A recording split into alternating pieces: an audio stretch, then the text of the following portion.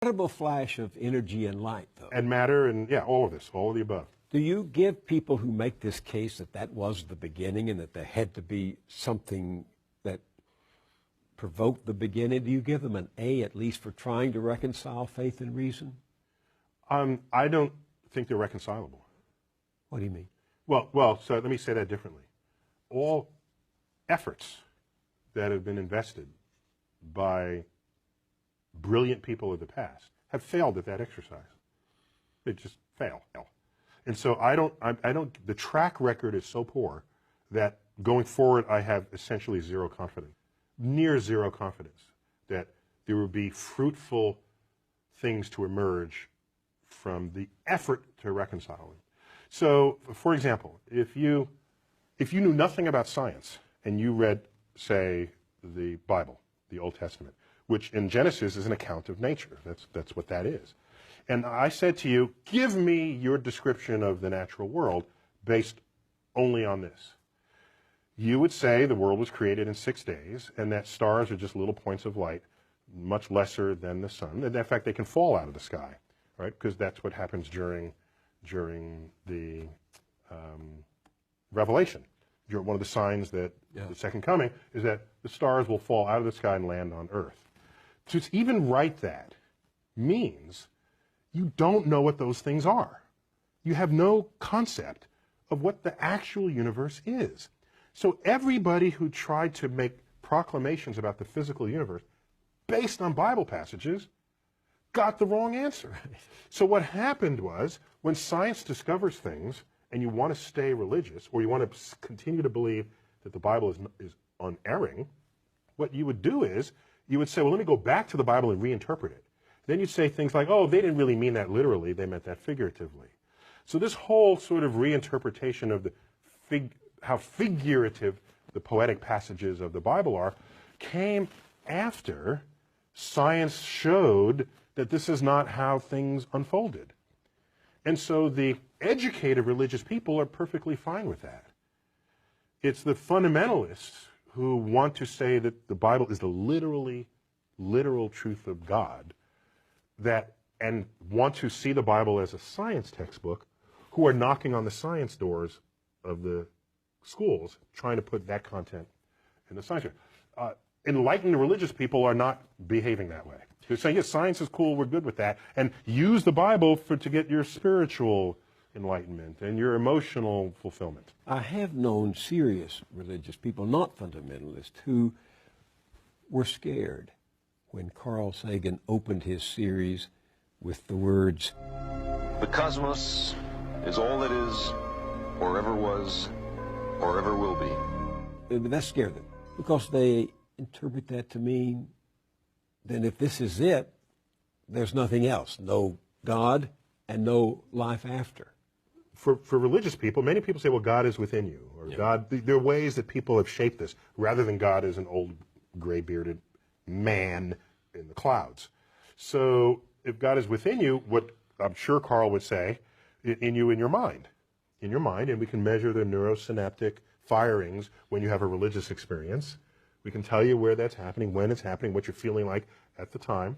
So your mind, of course, is still within the cosmos. But do you have any sympathy for people who seem to only feel safe in the vastness of the universe you describe in your show if they can infer a personal God who makes it more hospitable to them, who cares for them? In this, what we tell ourselves is a free country, which means you should have freedom of thought.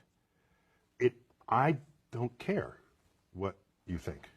I just don't. Go think whatever you want. Go ahead.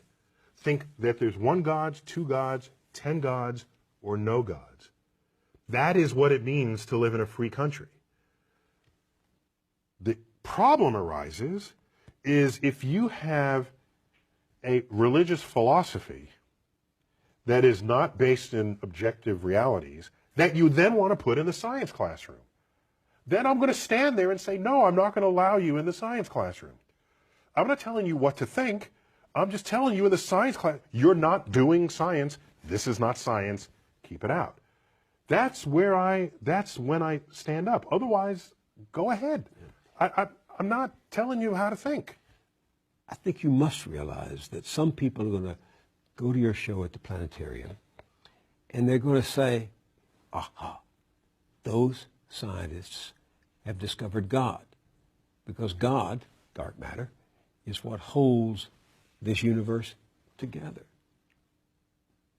So is that a question?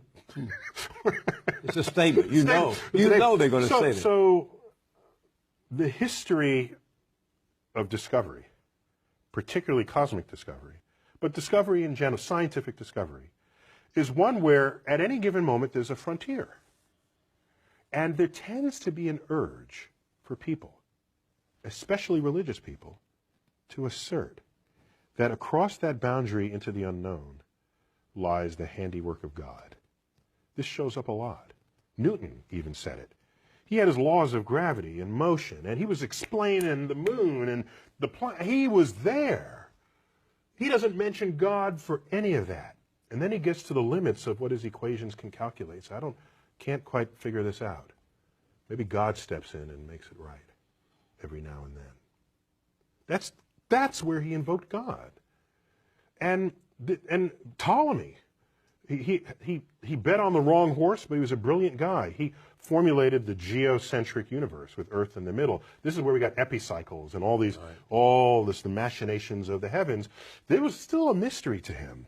He looked up and uttered the following words: when I trace at my pleasure the windings to and fro of the heavenly bodies. These are the planets going through retrograde and back. The mysteries of the earth. When I trace at my pleasure the windings to and fro of the heavenly bodies, I no longer touch earth with my feet.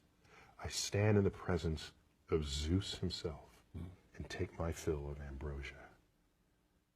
What he did was he didn't invoke Zeus to account for the rock that he's standing on or the air he's breathing. It was this point of mystery, and in gets invoked God. This, over time, has been described by philosophers as the God of the gaps. Mm-hmm.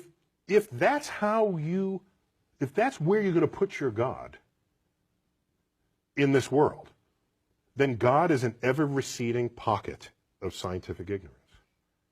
If that's how you're going to invoke God, if God is the mystery of the universe, these mysteries, we're tackling these mysteries one by one. If you're going to stay religious at the end of the conversation, God has to be more to you than just where science has yet to tread. So to the person who says, maybe dark matter is God, if the only reason why you're saying it's because it's a mystery, then get ready to have that undone.